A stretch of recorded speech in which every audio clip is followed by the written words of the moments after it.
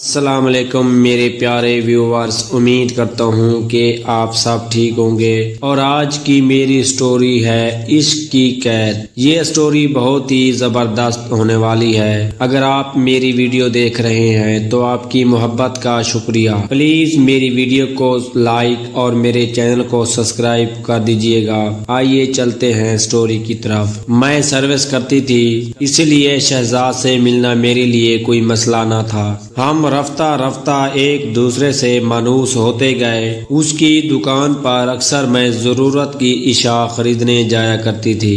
یہ بات اس نے مجھ پر بہت بعد میں ظاہر کی کہ وہ شادی شدہ ہے۔ اب کیا ہو سکتا تھا؟ ہم دونوں اس قدر آگے بڑھ چکے تھے کہ اب واپسی کا کوئی راستہ نہیں بچا تھا۔ شہزاد نہ صرف ایک بیوی کا شوہر تھا بلکہ 5 بچوں کا باپ بھی تھا، مگر میں اس کی محبت میں اس قدر اندھی ہو چکی تھی کہ مجھے کچھ نظر نہیں آتا تھا۔ میں نے اب اس بات کی پرواہ کرنا چھوڑ دی تھی کہ میں کتنی رسوا ہو رہی ہوں۔ جب رسوائی کے افسانے زبان زد عام ہو چکے، تب میں نے محسوس کیا کہ عزت سے جینے کے لیے شادی کی بات کرنی ہی ہوگی۔ اس نے تو اس معاملے میں بالکل خاموشی اختیار کر لی تھی۔ میں نے شہزاد کو مجبور کرنا شروع کر دیا کہ مجھ سے نکاح کر لو ورنہ لوگ ہمیں جینے نہیں دیں گے۔ وہ کہتا کہ میرا کوئی بڑا کاروبار نہیں ہے، یہی ایک چھوٹی سی دکان ہے اور بس۔ اس معمولی دکان سے میں 2 گھروں کا خرچ کیسے چلا پاؤں گا؟ میں نے اسے سمجھایا کہ اس کا حل یہ ہے کہ تم کوئی دوسرا ذریعہ معاش تلاش کرو تاکہ حالات بہتر ہوں، پھر ہم یہ جگہ چھوڑ دیں گے اور لوگوں کی زبانیں بھی بند ہو جائیں گی۔ میں نے کچھ رقم پس انداز کی ہوئی تھی، یہ سرمایہ شہزاد کے حوالے کیا اور شہزاد نے دکانداری چھوڑ کر بزنس شروع کیا۔ قسمت کا ستارہ عروج پر تھا کہ اس کا یہ دوسرا کام دونوں میں چل نکلا۔ پھر تو جیسے دولت نے اس کا ہاتھ پکڑ لیا اور اوپر ہی اوپر لے جانے لگی۔ یہ دیکھتے ہی دیکھتے شہزاد امیر آدمی ہو گیا، حالات سازگار ہو گئے۔ تو میں نے اسے یاد دلایا کہ شہزاد، یہ سب تم نے مجھ کو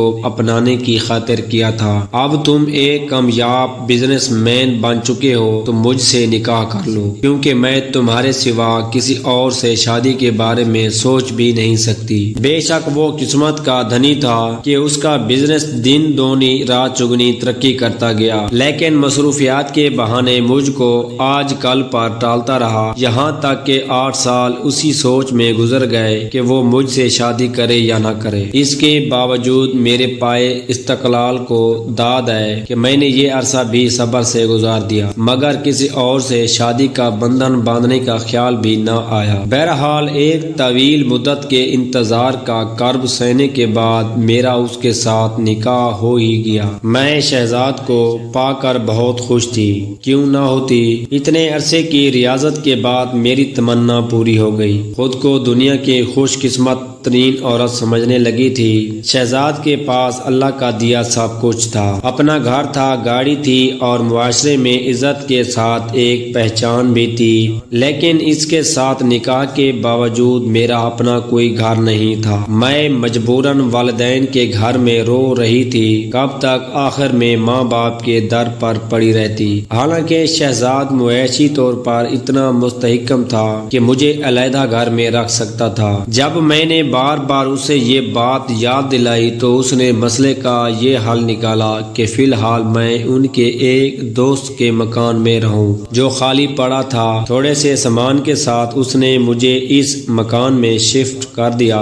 اصل زندگی کا باب تو اب کھلا۔ میں گھر میں اکیلی پڑی رہتی اور وہ کئی دن میری طرف نہ آ پاتا تھا۔ والدین کے گھر میں تو تنہائی نہیں تھی، یہاں تنہائی نے جی بھر کر میرا شکار کیا، مجھے وحشتوں کے سمندر میں ڈبو دیا۔ بار بار شکوہ کرنے پر وہ یہی کہتا کہ بزنس کی مصروفیات اور بال بچوں کی ذمہ داریاں لمحہ بھر کو بھی فارغ نہیں ہونے دیتی۔ کیا کروں، بڑی مشکل سے وقت نکالتا ہوں تو تم تک پہنچتا ہوں۔ مجھے دکھ ہوتا کہ وہ اپنے بزنس اور پہلی بیوی بچوں کو کس قدر اہمیت دیتے ہیں کہ مجھے بہت غیر اہم سمجھتے ہوئے میرے لیے وقت نہیں نکال سکتے۔ آتے تو کھینچے سے رہتے، بات بات پر دل شکنی کرتے، کوئی بات کرتی تو اس طرح تڑخ کر جواب دیتی کہ بس منہ تکتی رہ جاتی۔ ہفتوں میری طرف نہ آتے لیکن مجھے تو ہر حال میں ان کے ساتھ نباہ کرنا تھا۔ والدین کو ناراض کر کے ان سے شادی کی تھی۔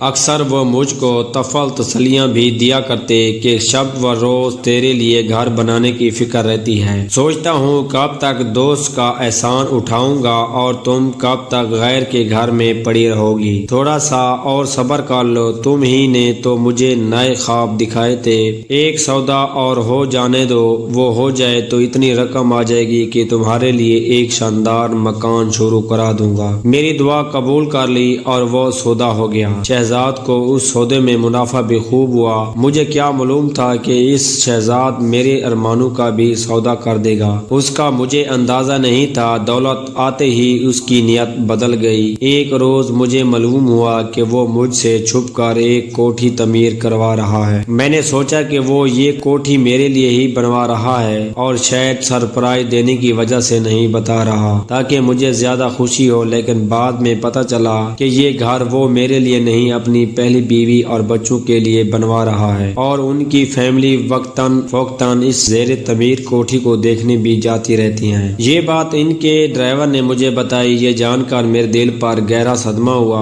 میں ہر برے وقت میں ان کے ساتھ ساتھ رہی، اپنی جوانی کے قیمتی 10 سال ان کے انتظار میں کاٹ دیے، اور اب جب کہ سکھ پانے کی باری آئی تو شہزاد کو فوراً اپنی پہلی بیوی اور بچوں کو نئی کوٹھی میں بسانے کا خیال آ گیا۔ جب ان کی چھوٹی سی دکان تھی تو انہوں نے محبت کے وہ رنگ دکھائے کہ میں اندھی ہو کر ان کی انگلی پکڑ کر ساتھ ساتھ چلتی گئی، اور جب خدا نے انہیں اچھے دن دکھائے تو انہوں نے میرے نصیب پر کالک مل دی، میرا حق بھی دوسری عورت کی جھولی میں ڈال دیا، جس کی جھولی تو پہلے سے ہی بھری ہوئی تھی۔ غلطی میری ہی تھی، میں نے ایک شادی شدہ آدمی کے ساتھ تعلق کیوں بڑھایا، اور یوں جو کچھ بھی اس نے مجھے دینا تھا وہ یہ کہہ کر اپنی پہلی بیوی کی نظر کر دیا کہ پہلا حق تو اس کا ہے کیونکہ وہ بچوں کی ماں ہے۔ کس سے فریاد کرتی؟ یہ سب کچھ جو ہوا میرے اپنے ہی فیصلوں کا نتیجہ تھا۔ صدمے سے بیمار ہو گئی۔ میری بیماری بھی شہزاد کے لیے مجھ سے دوری کا سبب بن گئی۔ انہوں نے کہا تم بیمار ہو، اکیلی کیسے رہو گی، چلو میں تمہیں تمہارے میکے لے چلتا ہوں، وہاں تمہارا خیال رکھنے والا تو کوئی ہوگا، جب طبیعت سنبھل جائے گی تو تمہیں لینے آ جاؤں گا۔ اس بات کو ماننے کے سوا میرے پاس کوئی چارہ نہیں تھا۔ وہ جو عارضی پناہ گاہ مجھے دے رکھی تھی اس سے بھی محروم ہو گئی۔ میکے آنے کے بعد میں شہزاد کے لوٹ آنے کا انتظار کرتی رہی۔ دن پر دن گزرتے رہے مگر وہ مجھے لینے نہ آئے۔ کوئی لڑائی جھگڑا نہ تھا، نہ کوئی رنجش، پھر یہ جدائی کیسی؟ سمجھ نہیں آتا تھا کہ میرا قصور کیا ہے۔ اگر یہ سٹوری آپ کو اچھی لگی ہو تو میرے چینل کو سبسکرائب اور میری ویڈیو کو لائک کر دیجیے گا۔